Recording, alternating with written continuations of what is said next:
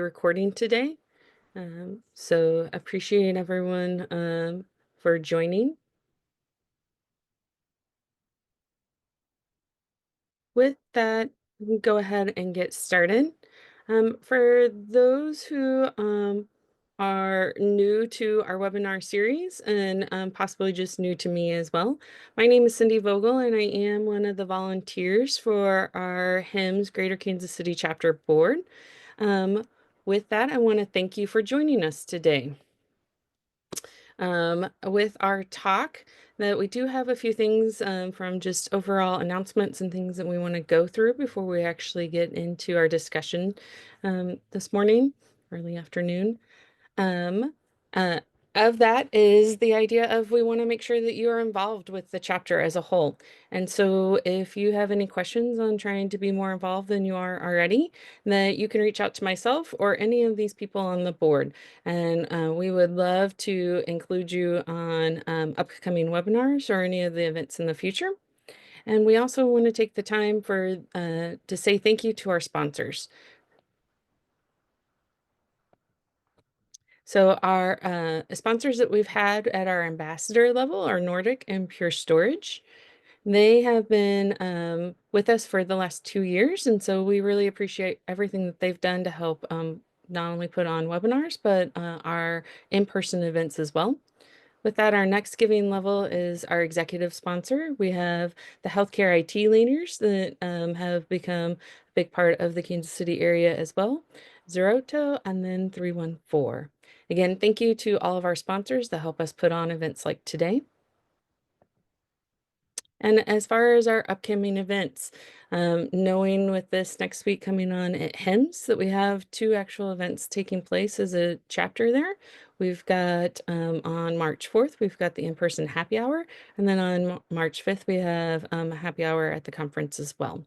Looking forward from there, our next webinar will be March 27th.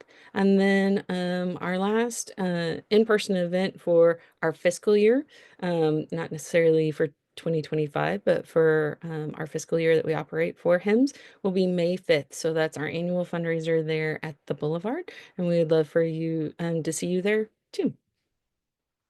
With that, as I talked about earlier, today's discussion is driving engagement through change management and strategies for success. With that, we have Tami Depaoli as one of our speakers. Tami? Thank you, Cindy. Hello, I'm Tami Depaoli, and I've been leading HIT implementations for more than 20 years. My focus has been on change management and end user adoption, and I work for Clariti Solutions and am a remote employee out of Denver, Colorado. And today I look forward to sharing some strategies you can leverage in change initiatives at your organization or with your clients. Thank you, Adam, Tami. you're welcome. Yeah, and we have Adam Cook as our next speaker for today. Yeah, thanks, Cindy. So my name is Adam Cook. I live in Destin, Florida. I'm the Senior Vice President at Clariti Solutions. My entire career has been a focus on management and operations within healthcare, specifically with a strong focus in change management and end user adoption. I've handled multiple massive projects throughout the years and now focus primarily on the overall operations of our business and streamlining it and fulfilling all of our contracts. So thank you for your time today. Thank you. And with that, Tami, I will hand it over to you. All right.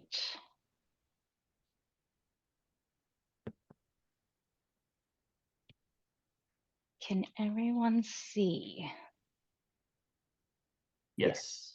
Okay, fabulous. All right. Well, thank you all for joining us today. And as Cindy mentioned, we will be reviewing driving engagement through change management and really focusing on strategies for success. So, change is happening everywhere, right? In fact, change is happening faster than ever before. So, all around us, yet most change initiatives are not successful. So, let's talk more about that. When it comes to change initiatives, if you look at expected outcomes, and compare them to actual outcomes, there is what we call a change adoption gap. Okay? So research shows that nearly 70% of large-scale change programs, they don't achieve their intended goals.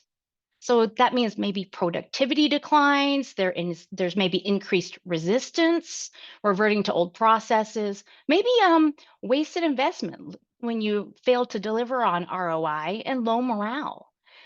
But every 2 to 5 years, also 80% of organizations undergo some type of business change, whether that's modernizing and expanding offerings, more efficient processes to implement, but ultimately it's to stay competitive. So today, Adam and I will explore some strategies that can help bridge the gap as you plan for change. So change management, what is it? Is it really needed? And organizational change management, also known as OCM, it centers on guiding individuals, teams, and organizations through change by equipping them with tools, support, and strategies, that's what we're focusing on today, needed to transition effectively. By addressing the people side of change, OCM helps drive adoption, minimize resistance, and ensure successful outcomes are aligned with organizational goals.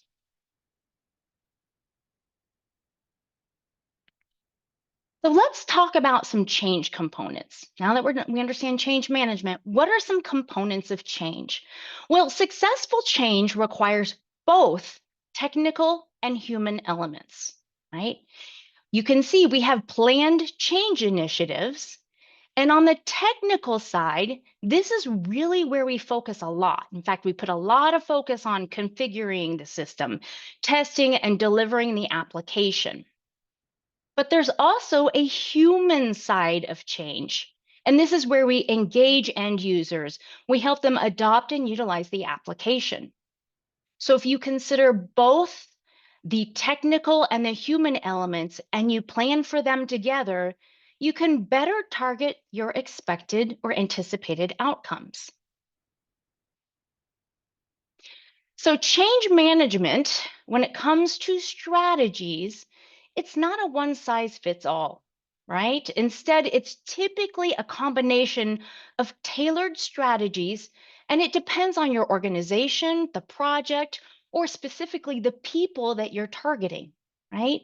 So a few key strategies that we'll focus on today are change assessments, engage leadership, communication, training and development, performance metrics, and sustainment and maintenance.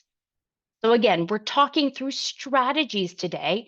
So keep in mind that these individual strategies would extend into actionable plans, right? And your actionable plans will then outline specific tasks, milestones, timelines, prioritization and ownership, and more.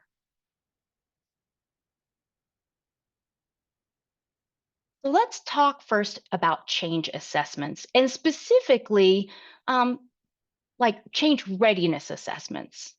Typically, you want to get insight, right, on the impacts of the change. So if you get this insight, that's going to help you to shape your change management strategy overall.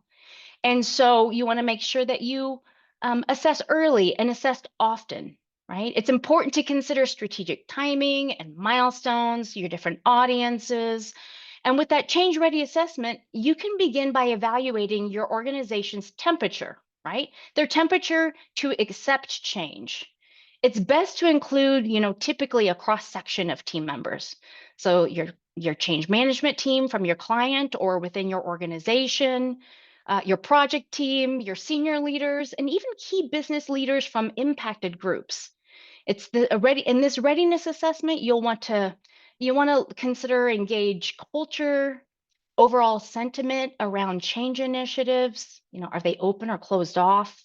Residual change impacts. Who's led or sponsored change in the past? Find that out. And also, are there any competing projects or events, right, that might impact your upcoming change? So that's what you can gain from your change readiness assessment. There's also a leadership assessment, right? And this is where you can get insights of where to support your leaders. So do leaders understand their role? Is the change a priority for them? Does leadership feel supported during this change? What tools do they need to effectively lead or sponsor that change? And maybe just as important, find out if leaders understand how the change ties back to their organizational goals, right? And then another assessment would be an employee engagement assessment. So thinking of the different levels, you could survey a segment of employees or perhaps maybe your change network. These would be like your change agents or change champions, which we'll talk more about in a couple slides. But really, from an employee perspective, are they aware of the change? Do they understand why there is a change coming? Do employees know where to go when they have questions? Do employees understand the general impact or yet the benefits of the change? And find out current attitudes. Is there going to be resistance, right? So that's what you can gain from some of these change assessments in your strategy. Finally, let's talk about change impacts. A little bit different, but change impacts, and these will contribute to your change management strategies. And one in particular that I would recommend would be a persona user story. And this is where you do a day in the life, like a general walkthrough of a user experience, not how the system works, but really the user experience. So what does that look like future state? And you can do that based on different user types, right?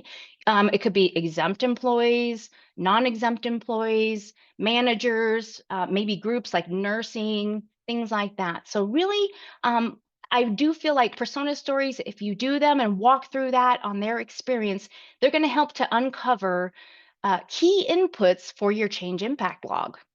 Okay. And then you can perform an analysis on your change impact log and identify maybe similar change impacts by audience, across audiences, across maybe the entire business or just specific departments. So again, change assessments and the feedback that you can get from them, they can help shape your change management strategy altogether. So now, next, let's talk about your engaged leadership strategy. Okay. Actively involve your sponsors to lead change within the organization. And, they're going to be at the top. So from the top down, and you're going to want to get buy-in on your change management strategies. So share your key change management strategies. Get approval around the communication strategy, the training strategy, the change network strategy, right? Make sure that these align with the organization structure and the organizational goals, right? And so make sure that they align even with the project management team. So get that alignment. And then you want to make sure that you are equipping your leaders to drive adoption effectively. So provide your leaders with the tools and messaging to advocate for the change. And one thing I'd recommend would be perhaps a case for change. And this is where you're including key messages, right? These key messages can be used for talking points, for elevator speeches, but overall it ensures consistency of your communications. And think about the who, what, why, when, where type of thing, right? What is changing? When is the change happening? Who does this affect? And really, why is this change necessary? And even think of what happened or what if we don't change? So think of that as you are putting together, I would say, tools and information to equip your leaders. And then finally, get endorsement and prioritization of the change initiative. And what I mean by this is, I already mentioned you want to get buy-in and approval, but you also want to get approval to position the change as a business priority. Okay, so securing that commitment from your sponsors. So ensuring that you get ongoing involvement from your sponsors good decision-making from them, and ensuring that they support the teams to support the change, such as your change network. So create a strategy to involve your sponsor engagement. And ongoing, for your engaged leadership piece, an extension of that would be your change champion network. And this is driving adoption within, right? So what you'll want to do, or some things that we would recommend, would to identify some influencers and early adopters to actively promote change. These would be your actual champions, right? And you may want to consider some of the things that would be good attributes for your change champions. And that would be to ensure they're influential among their peers or employees. Are they a good communicator? Are they able to just get things done, maybe? And you want to be sure that you can hold them accountable to ensure that their department or team is ready for the change. You want to also equip your change champions with knowledge, skills, and tools to make sure that they can drive adoption and ease resistance, right? So with that, what is your strategy or your plan around to ensure that you are equipping them? Maybe it's recurring meetings to do some development around some skills, maybe sharpen soft skills, managing resistance, active listening, effective communication skills.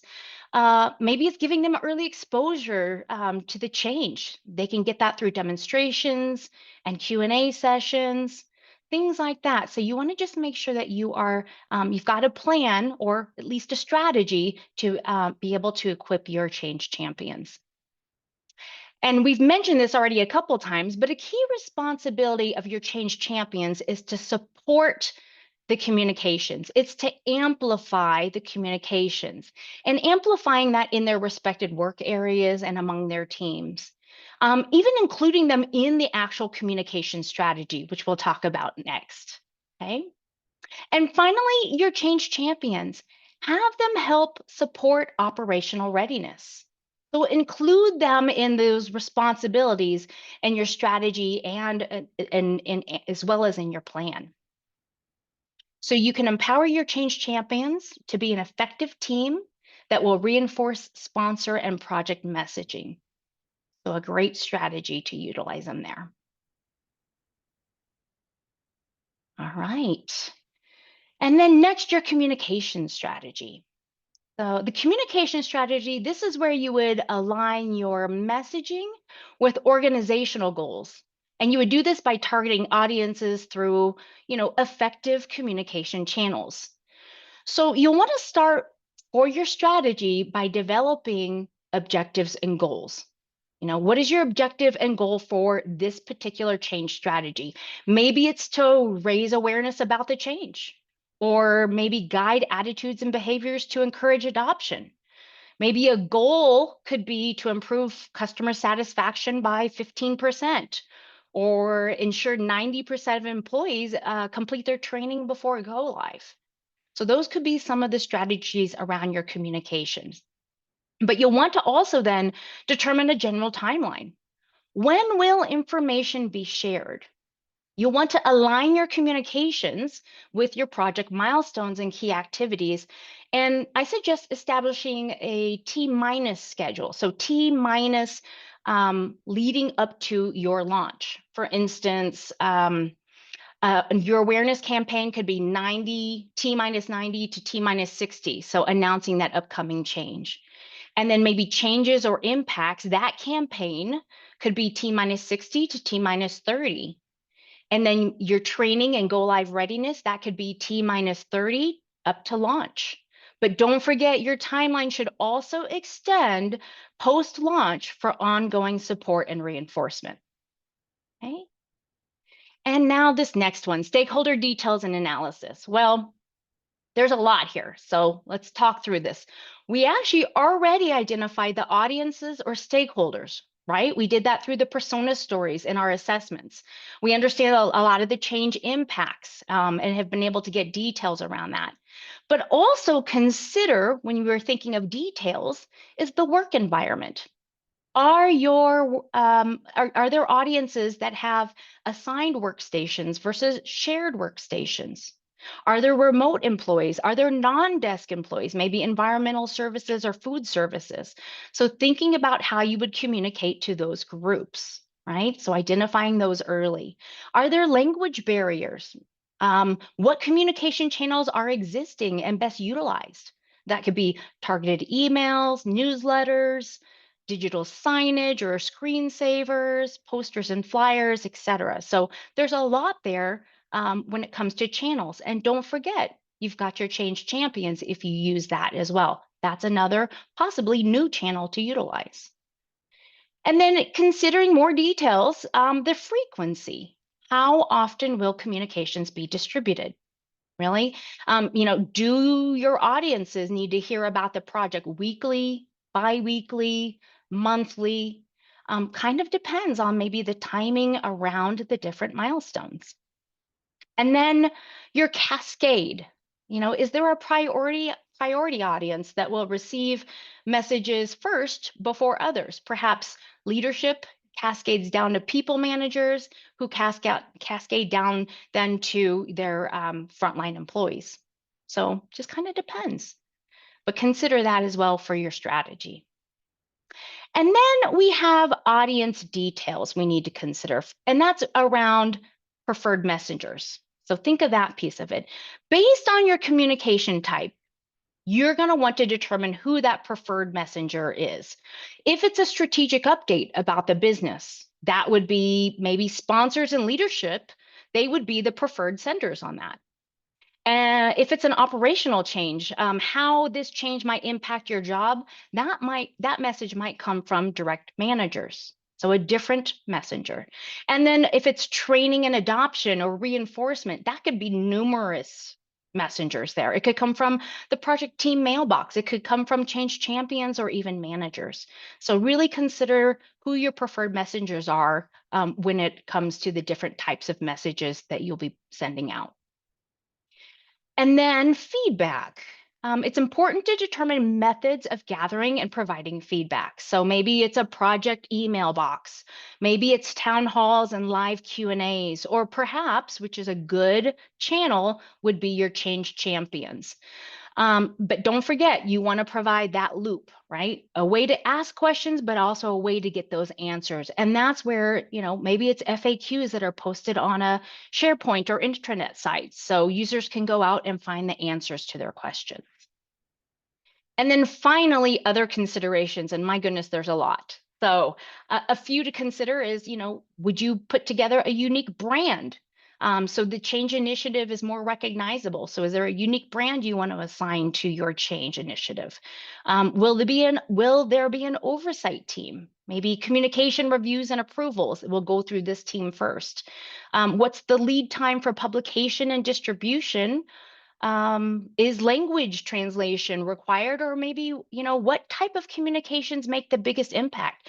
Is it micro videos? Is it infographics? There are all types of communications that might make some big impacts. And I could go on, but I'm going to go ahead and stop here on this one. But this would be some considerations so that you can put together a good communication strategy that will drive an overall communication, a detail on your communication plan. All right. And now your training and development strategy. This considers how to equip the end users with necessary skills and knowledge around the new functionality from the change. Okay.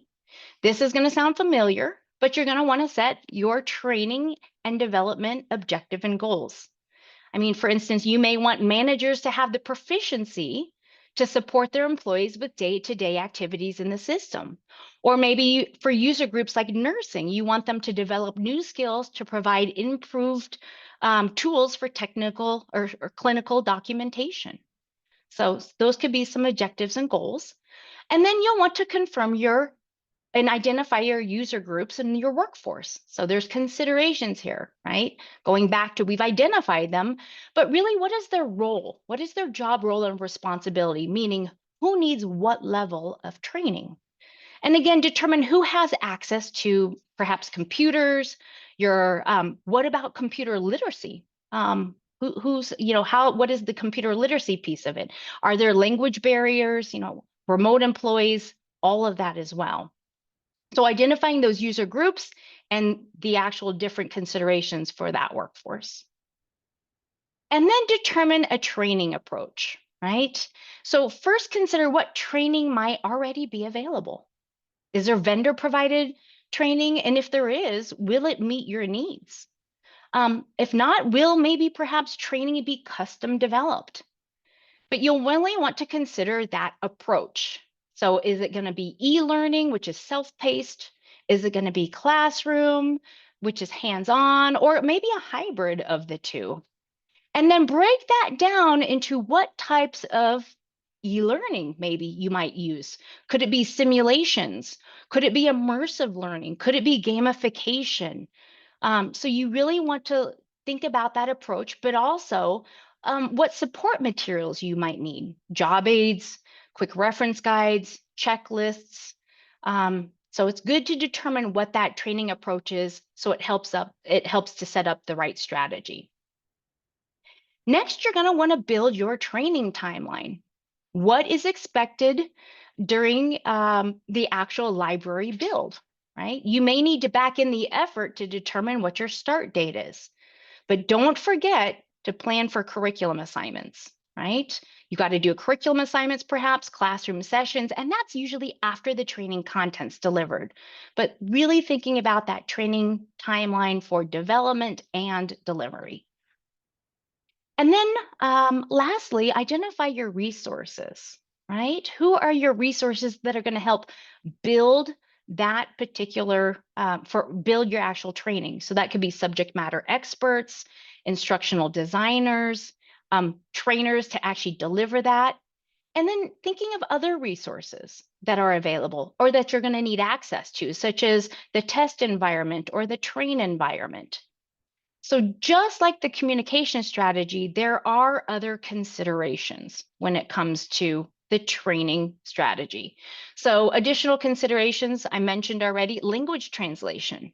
So accessibility of the actual training, classroom availability. And with that, that means capacity, registration, enrollment, attendance tracking. So there's a lot that comes with that depending on your actual training strategy.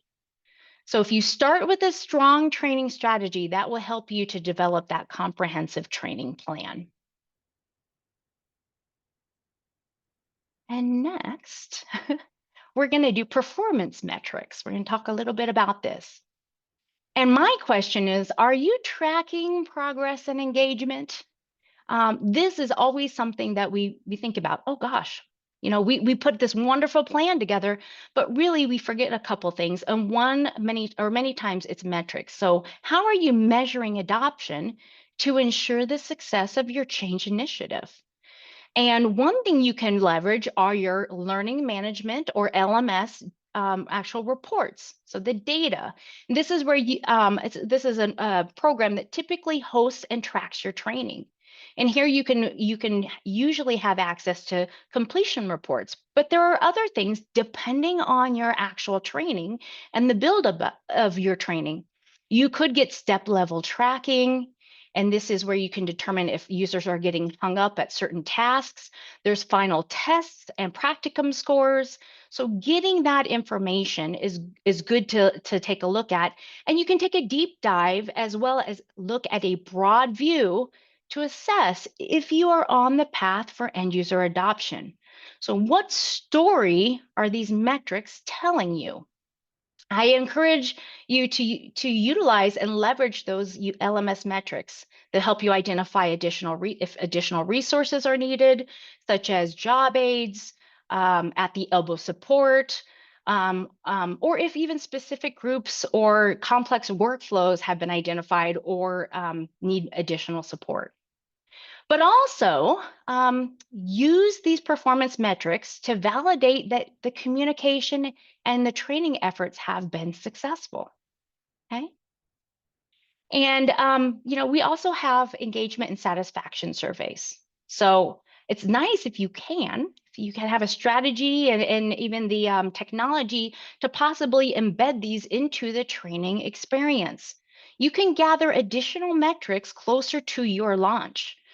Find out if employees feel they're knowledgeable and confident, maybe in the new tasks that they're completing in the training, and also how effective maybe the communications are. Monitor your emails, the open and read rates. Are people reading their actual messages, or are they ignoring or deleting them? It's good to find that information out. Okay?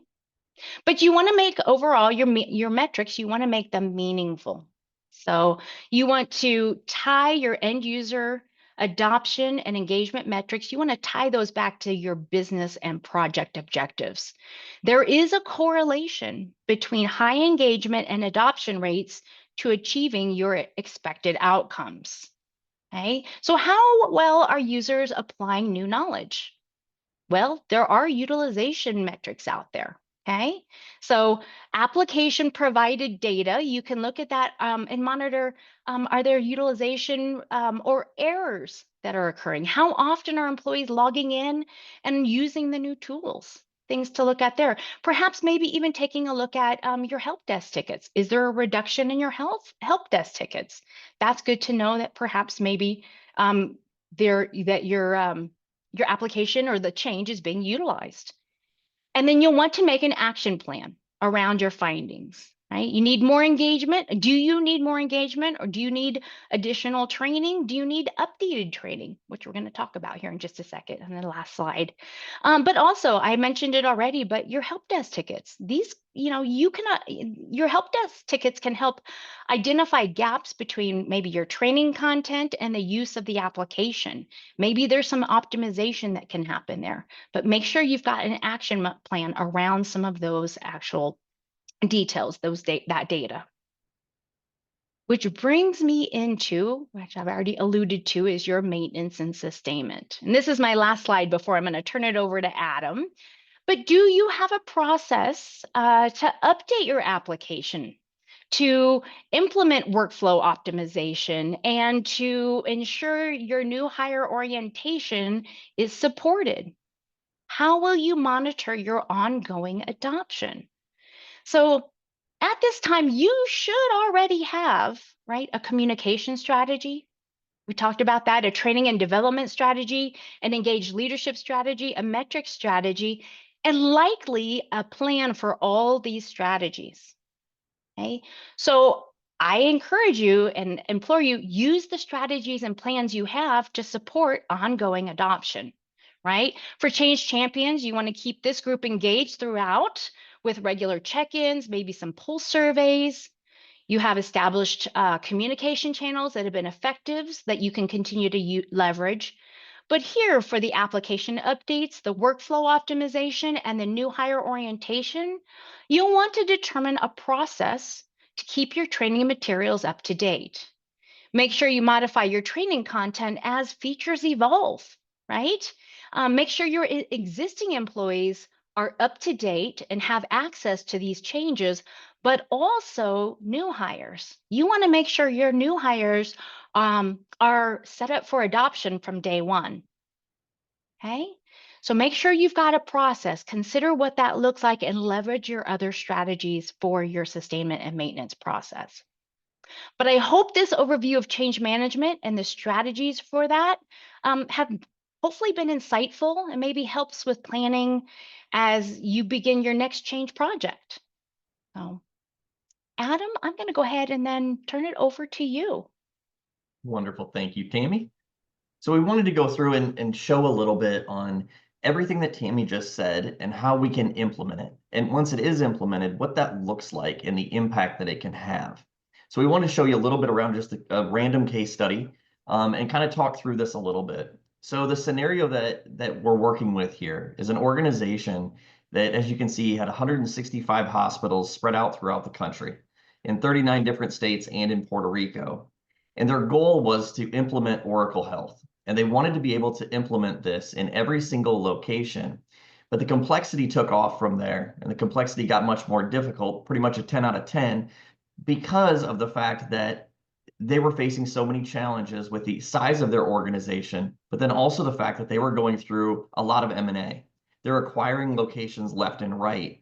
So it added a lot more challenge to the overall project because they had to be able to go through and to say, okay, we've got such a massive number of end users that are impacted, but then we're also, in some cases, moving from one application to another to be able to look at what that really looks like. So if you want to go to the next slide, Tami, I'll show you a little bit on what it looked like from the solution that was put together to be able to help them. As Tami mentioned, a lot of this comes back into play with exactly what Tami said. We know that all of this change was driven from the top. So we also knew that in order for this to be a success, to be able to meet the goals and exceed the goals that the organization set out, we had to have leadership on board. So that was the very first thing we did from the very start, was make sure that leadership was engaged. And we had that leadership engagement and that support from the very, very start. From there, we went through and we did a lot with branding to make sure that everyone within the organization knew what was coming. They understood the challenges that we were facing and the changes that were coming their way. But then we branded the entire initiative. So today, if you were to go to that organization, every single person in that organization knows exactly about the project, what was happening with the project, when it was going to happen to them, and what their impact and the change that they were going to face, how that was going to dictate their lives going forward. The organization decided in the very beginning that they wanted to have a hybrid model from training. So we ended up having to develop a large number of e-learning courses as well as classroom sessions for them, with the understanding being that the vast majority of their education would take place online. The reason for that, we understood the significant cost savings that would come into play, and I'll show you that in just a moment. From there, we went through and conducted some operational readiness to make sure that all of these different locations were ready to go. The goal being that every 10 weeks, we would take a number of organizations up and live. With having 165 hospitals, obviously it's a massive undertaking with years of projects ongoing to continue to make this happen. But we had multiple locations going live every 10 weeks on a cycle, and we conducted them all in the exact same way. Every single location went live the same way, the same communications, the same documentation, the same training, the same plan. Every single thing was methodical in our approach to make sure that everybody understood exactly what was coming and how it was going to impact them. Also within that, we took a look at all of the analytics, all of the data. As we're going through and we're prepping for go live, we're looking at all of that data regularly to see, are there issues that we're seeing? Are there challenges that we're expecting to have happen at this go live that maybe haven't happened elsewhere? Are there certain individuals that maybe are struggling to grasp this concept and to grasp the change that's coming their way? So we were able to get them additional support and help before it became an actual issue. So over the course of the next number of years, Tami, if you want to go to the next slide, we can show the impact that this had. It was massive. So by the end of it, ended up being a 13-year cycle because they continue to acquire and continue to add on additional locations. We were able to save the organization around $45 million. If you think about it and break it down, it comes out to hundreds of thousands of dollars per location that we were able to save based on the strategies that Tami outlined before, going through and ensuring that all of those different criteria were met, and looking at all of the different ways that we were able to adjust and to modify the training and the education, and ensuring that the end users were on board and mitigating all of those risks in advance. We were able to also save their clinicians and their physician 160,422 patient care days. The bulk of that was by the way that we went about doing the training itself and ensuring that we didn't have to pull people from the floor to take the vast majority of their education in a classroom setting. Overall, we also surveyed all of the end users as well as the executive team to understand their thoughts throughout this and to see how they felt about everything that was going on. Did they know what change was coming? Did they understand the impact it would have? Did they feel like the education was tailored the correct way for them? To make it so that it was receptive to their role and their responsibility within the organization. The results were staggering. Every single thing that we presented and every metric that we had ended up in the 90th percentile. We were able to obviously save them a bunch of money. we were able to help implement this and to get everything set up and scalable in a fashion that most people didn't think was possible when you had the number of locations with the number of end users that we were facing. And at the end of the day, the organization is extremely impressed, and they continue to this day to update their materials, to keep all of the materials exactly the way that they need to be, even as they're taking on updates and upgrades to their system. All of the materials are updated as well, all the way back to the original OCM documentation that Tami mentioned. Every single piece of the project has been maintained over the course and the duration of the entire project. And as you can see, the results have been significant and extremely impressive. So with that, I think that we are at the end of our time, but we wanted to open it up to any questions that anyone might have. I believe that the only way, and Brandy and Cindy, correct me if I'm wrong, you guys would need to post within the Q&A section if there are any questions that we can answer for you. Guys, you can use the Q&A, or you can post something in the chat, or you can raise your hand and we'll unmute you so you can talk.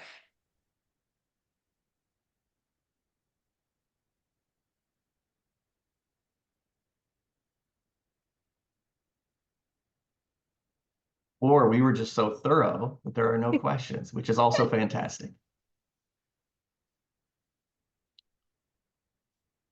Well, if there are not any questions, feel free at any point to reach out to Tami or myself. We are always happy to assist if you have questions around strategy or ways that something could be improved, or maybe there's a different angle or just some brainstorming ideas. We're more than happy to have those discussions with you and to walk through what this could look like if you needed some help on a particular project, or even just a scenario that maybe you're facing with some of your clients. So we appreciate your time today. Cindy, I'll turn it back over to you. Thank you. And thank you both again, Tami and Adam, for such a wonderful presentation and very timely on knowing that everyone's really working through probably just different things within their organizations at this point in time. So I appreciate you both taking the time today, and also giving that example at the end kind of helps pull it all together. So thank you again. From that, as I said, here's their contact information on screen for you now. So please make sure to make a note of that so you have it later that you can reach out to them. And then, as I mentioned before, that if you'd like to get more involved with our local HIMSS chapter as well, that you can reach out to myself or any of the folks you saw earlier on the board. And then for those who are traveling to HIMSS next week, I wish you a good conference and safe travels, and that you join us at some of the happy hours listed there in the beginning. Thank you all and have a good day.